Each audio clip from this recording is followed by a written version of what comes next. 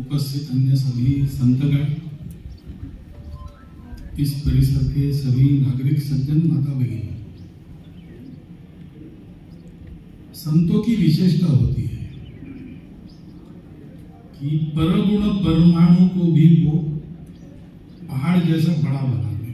परमाणु समझते हैं एटम, इतना सूक्ष्म भी किसी में कुछ मिल जाए थोड़ा सा, तो उसको वो हिमालय जैसा बड़ा करके लोगों में बता दें। और अपने स्वयं को तो आत्मविलोकी ही रखते। तो मेरे बारे में जो कुछ कहा गया है अब तक महाराज जी ने जो कहा उसके सही, वो आप ऐसा ही मानिए कि संतों का स्वभाव होता है। क्योंकि ये सारे काम जो आपने बताए, श्री राम की प्रतिष्ठा हो गई, मैं अकेला थोड़ी हूँ, पूरा भारतवर्ष खड़ा हो गया। उसी का प्रताप है, संत महात्माओं का आशीर्वाद है और श्री राम की इच्छा है। और क्या, हाँ, मुझे एक ऐसी जगह पर रख दिया है कि फोटो उठाना तो मेरा होता है। तो एक ब्रिटेन के प्रधानमंत्री थे युद्ध समय में, दूसरे महायुद्ध में, चर्चिल युद्ध वगैरह हो गया, इंग्लैंड विजय हो गया। बाद में लोगों ने चर्चिल का अभिनंदन किया, सार्वजनिक अभिनंदन, और उसमें उनका वर्णन करते समय एक वक्ता ने कहा कि he was the lion of England, वो इंग्लैंड के शेर, सिंह। तो अपने अभिनंदन का उत्तर देते समय चर्चिल ने कहा कि I was not the lion, you were the lions, I only roared for you. मैं सिंह नहीं था, सिंह तो आप सब लोग थे, आपकी तरफ से गुर्राने का काम मुझे दिया था, वो मैंने। तो मुझे जहां बिठाया है संघ ने, वहां वो गुर्राने का ही काम हमको करना पड़ता है। शेरों के हो सके, शेर व्यस्त रहते, उनको गुर्राने का समय नहीं रहता, वो काम करते हैं। तो बोलने का काम हम करते हैं, बस इतना ही है। वो जितना काम करते उतना ही हम बोल सकते, वैसा ही हम बोल सकते। तो इन सब बातों का जिनका वर्णन किया, उसका श्रेय अगर किसी को है तो संतों के आशीर्वाद को है, उनके सहयोग को है, संघ कार्यकर्ताओं के परिश्रम को है, और हमारे समाज की अमिट ऊर्जा को है। क्योंकि मैंने कहा ना कि श्री राम की इच्छा, तो वास्तव में हमारे देश में तो यही माना जाता है कि उसकी इच्छा से सब कुछ होता है। तो योगी अरविंद ने उत्तर पारा के अपने भाषण में कहा कि सनातन धर्म का उत्थान हो, ये भगवान की इच्छा है। और जब जब सनातन धर्म का उत्थान आवश्यक हो जाता है, हिंदू राष्ट्र का, भारतवर्ष का उत्थान भगवान करते हैं। और वो समय आया है, इसलिए हिंदू राष्ट्र का उत्थान अनिवार्य है। ऐसा उन्होंने 125 साल पहले करके रखा। तो वो प्रक्रिया आज हम अनुभव कर रहे हैं। ये सब कुछ हो रहा है, वो नियति के एक सूत्र के अनुसार हो रहा है। और हमारी बहादुरी उसमें यह है कि नियति अपना ये काम कर रही, तो उस धर्म कार्य का, सत् कार्य का, मानवता के कल्याण के कार्य का निमित्त हम लोग बने। हम चुपचाप हाथ पर हाथ बैठे, धरे बैठे तमाशा न देखते रहे। हम भी जैसे उस सेतु बंधन के कार्य में एक गिलहरी भी लग गई। अब वैसे देखा जाए तो इतना बड़ा राम सेतु जो आज भी दिखता है समुद्र के पानी के अंदर, ऐसा राम सेतु बनाने का वो महान का, उसमें उस गिलहरी ने क्या किया, 2-4 रेत के कण झाड़ दिए वहां पे। ऐसा गिनती में वो काम छोटा होगा, लेकिन अगर वो गिलहरी बोल सकती तो अपने नाती पोतों को बताते, वो नाती पोते अपने नाती पोतों को बताते।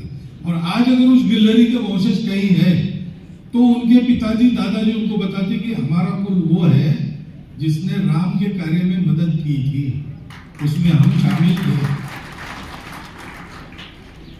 एक छोटा हाथ भी इसमें लगने से, छोटा काम भी इसमें करने से अपना पूरा जीवन सार्थक हो जाता है।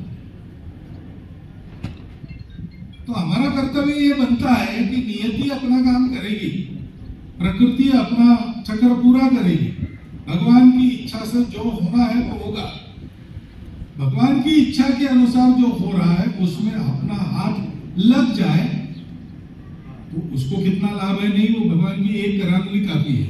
गोवर्धन जब उठाया तो ग्वाल वालों के मन में आ गया कि क्या हम सामर्थ्यशाली है, हमने लकड़ी पर पर्वत को उठाया। तो बोलते कृष्ण क्या कर रहा है, वो तो कुछ नहीं कर रहा है, वो तो ये अपनी करांगुली, वास्तव में तो लकड़ी का सामर्थ्य ज्यादा है एक अंगुली से, तो वो क्या कर रहा है, वो भी हमारे सामर्थ्य पर पर्वत उठाया। तो कृष्ण ने धीरे से अपनी उंगली को हटा दिया तो सब दबने लगे उस पर्वत के नीचे। फिर उनको ध्यान में आया करने वाला कौन, तो करने वाला जो है उसकी इच्छा से सब हो रहा है, हम उसमें हाथ लगाएंगे तो उसको कुछ बहुत लाभ होने वाला, अगर हमारा लाभ होने वाला है।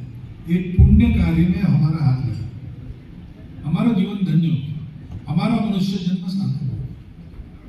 ये काम हमको करना है, इस बुद्धि से हम कर रहे हैं। और इसलिए ऐसे स्थानों पर जब मैं जाता हूं तो पाथेय देने के लिए, मार्गदर्शन करने के लिए बिल्कुल नहीं जाता। हम यहां से अपनी बैटरी चार्ज करते जाते हैं, क्योंकि ये धर्म के स्थान है, ये अध्यात्म के स्थान है। और केवल स्थान नहीं, ऐसे स्थान जैसे यही स्थान है। 25 पीढ़ियों की तपस्या निरंतर चल रही है, देश कार्य में, देव कार्य में, धर्म कार्य में। ये 3 अलग अलग शब्द मैंने कहे, लेकिन हमारे यहाँ ये तीनों एक ही माने जाते हैं। भारत यानी सनातन धर्म, सनातन धर्म यानी भगवान की इच्छा। तो देव, देश और धर्म हमारे यहाँ अलग नहीं माने गए, और इन सब को हमारे यहाँ मानवता से जोड़ा गया। हमारा धर्म दूसरों पर लादने के लिए नहीं है, हमारा धर्म मानवता को बढ़ाने के लिए। भारत बड़ा होता है अपने स्वार्थ को साधने के लिए नहीं, सारी दुनिया को अच्छे रास्ते पर बढ़ाने के लिए। भारत में भगवान की पूजा भगवान के लिए नहीं होती, भगवान को क्या जरूरत है अपनी पूजा की, वो तो षडैश्वरी संपन्न है। लेकिन हम उनकी पूजा करके अपने आप को पुष्ट करते, अपने स्व का अनुभव करते, आत्मस्वरूप का दर्शन करते। हमारी उनके साथ भक्ति हमको अंततोगत्वा उनके साथ हम कैसे एक रूप वास्तव में है ये बताती है। तो इसलिए भारत में देव, देश, धर्म को अलग नहीं माना गया। ऐसा कार्य यहां हो रहा है। अब हथियारा मठ है, यहाँ साक्षात सिद्धिदात्री का निवास है। वो केवल सिद्धिदात्री नहीं है, वो मृण्मय स्वरूप है, यानी मिट्टी का रूप है। मिट्टी क्या होती है, जो हमको बनाती भी है और हमको धारण भी करती है। मिट्टी का बना देह है हमारा, और वो मिट्टी पर ही खड़ा है। ये मिट्टी काट जाएगी तो हम खड़े नहीं रह सकते, और ये मिट्टी नहीं होगी तो हम बनेंगे भी। तो ये सिद्धिदात्री भी है, जगत धात्री भी है, उसकी यहाँ पर आराधना होती है। और आराधना करने वाले केवल मंदिर में पूजा में मग्न नहीं है, वो शिक्षा के कार्य, स्वास्थ्य के कार्य, राष्ट्र में जब जब कभी उत्थान का प्रसंग आता है तो सारे समाज के साथ उसमें सहभाग, उसमें सहयोग, यह सारा 25 पीढ़ी से करते आए हैं। और आज भी वह तपस्या चल रही है। ऐसा जहां चलते रहता है वह स्थान उस प्रेरणा का जीवंत स्थान होता है। और इसलिए जब मैंने महाराज जी को कह दिया उज्जैन में मैं आऊंगा, तब तो मुझे पता नहीं था, लेकिन बाद में मैंने पता कि अभी जाऊंगा कहाँ है, तो कहा महाराज जी का पत्र भी आ गया एक बार। तो फिर मैंने अनिल जी को कहा, तो इस मठ का प्रसंग सारा पता चला। तो फिर मैंने तय किया कि जाऊंगा, निश्चित जाऊंगा। पिछले बार ही आना था, लेकिन कोरोना ने मना कर दिया। तो अनिल जी और हमारे रमेश जी ये भी संघ के प्रचार गए, तो मन तो उनका मेरे ही जैसा है, तो उनकी हाना का प्रश्न नहीं होता, केवल समय उनको देखना पड़ता है क्या इंटरेस्ट है, इसलिए समय लगता है। लेकिन मेरा सौभाग्य है कि वो योग जल्दी आ गया और ऐसे समय पर आ गया जब महाराष्ट्र के इस पीठ पर 25 वर्ष पूरे होकर 26वां वर्ष प्रारंभ हुआ। और वो भी दिन ऐसे निकला जिस दिन हम अपने देश के लिए जिन्होंने अपने प्राण अर्पण किए उन शहीदों की स्मृति को जगाते। तो देश, देव और धर्म तीनों के योग जिस दिन मिलते हैं उस दिन मुझे यहाँ आने का सौभाग्य मिला। तो यहाँ से बैटरी चार्ज करके जाना, ये जो मेरा उद्देश्य था वो तिगुना सफल हो गया, ऐसे नहीं हुआ। और ये इसलिए संभव हो गया कि महाराज ने मुझे बुलाया इसलिए आगे की सारी बातें हुई। ये इसलिए असंभव हो गया कि इस बार के प्रवास में ये अवसर ढूंढ के हमारे कार्यकर्ताओं ने निकाला। तो ये अवसर आया, ये भी कर्तृत्व मेरा नहीं है, वो तो इन दोनों की कृपा है।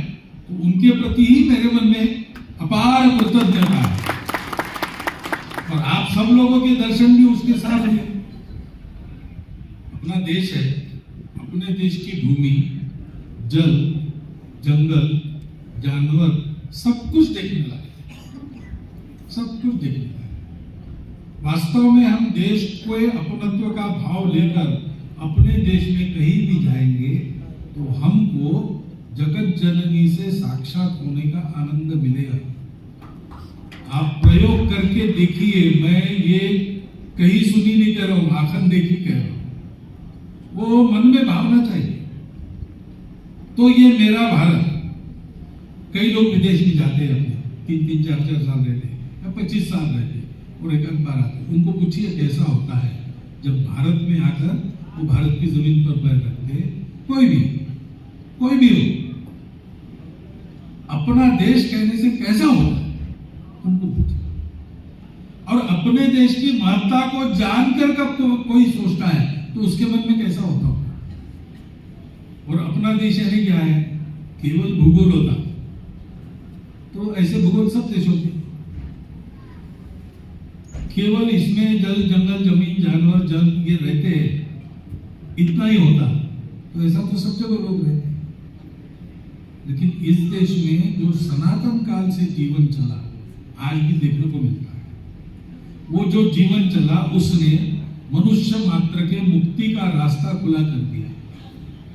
वो जो जीवन चला उसने कभी भी दुनिया के किसी भी जन को, देश को पीड़ित नहीं किया।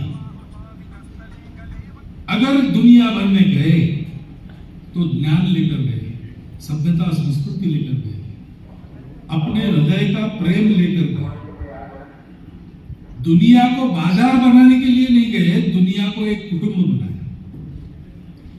ऐसा हमारा देश है, उसके हम नागरिक हैं, उस देश के हम पुत्र हैं।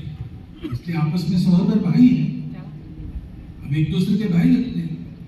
अनेक प्रकार है, जाति पाति है, पंथ भाषा संप्रदाय है, बहुत सारी बातें हैं। लेकिन हमारे यहाँ उसको हम भेद नहीं मानते। हम कहते हैं ये हमारा श्रृंगार है, ये हमारी साजिश है, ये रंग बिरंगे फूल है, एक ही बगीचे, सबको एक ही मिट्टी से एक ही रस जीवन का मिला है। और इसलिए हम सब एक दूसरे से संबंधित भाई जैसे हैं। विविधता की सुंदरता का उत्सव करेंगे, लेकिन आपस में बरतते समय एक आत्मा के रूप के नाते हम चलेंगे, एक परमात्मा के अंश के नाते हम चलेंगे। ऐसा चलने का संकल्प लेकर हम लोगों को ऐसे स्थानों का दर्शन करना चाहिए, वहां से प्रेरणा लेनी चाहिए, ऐसा अपना व्यवहार करना चाहिए। ये वास्तव में हमारी हित की बात है। हमारा सौभाग्य है कि हमको संघ में ये शिक्षा मिली। मेरा अपना सौभाग्य है कि इतने सारे संत मिलते रहते, उनसे ये ज्ञान मिलता है, तो विस्मरण भी होने नहीं देते। हर बार मिलते हैं किसी संत से तो ये सारी बातें फिर से ताजी हो जाती है, तो ये बुद्धि कायम रहती। उस बुद्धि को लेकर मैं ऐसे स्थानों पे जाता हूं, वहां पर मुझे जो बताया जाता है वो करता हूं, कुछ सेवा की आवश्यकता है वो भी करता हूं, और फिर से आने का निमंत्रण मिलता है तो फिर से जाता हूं। मिला है निमंत्रण तो कभी फिर से करूंगा और थोड़ा ज्यादा उठूंगा, क्योंकि यहाँ आना क्यों नहीं, मैं स्वयं पवित्र हो जाता हूँ, मैं स्वयं प्रेरित हो जाता हूँ और अपना कार्य करने के लिए इस देश की जो परंपरागत धार्मिक आध्यात्मिक ऊर्जा है, उस ऊर्जा का अंश प्राप्त होता है, तो अपना नियत कर्तव्य में और अच्छी तरह कर सकता हूँ। इसी दृष्टि को लेकर मैं आया, मेरा काम तो बहुत अच्छा हो गया। आप सब लोगों को उसके लिए धन्यवाद, और मेरा ये छोटा सा भाषण आपने सुन लिया इसलिए भी धन्यवाद, और आप सबको नमस्कार।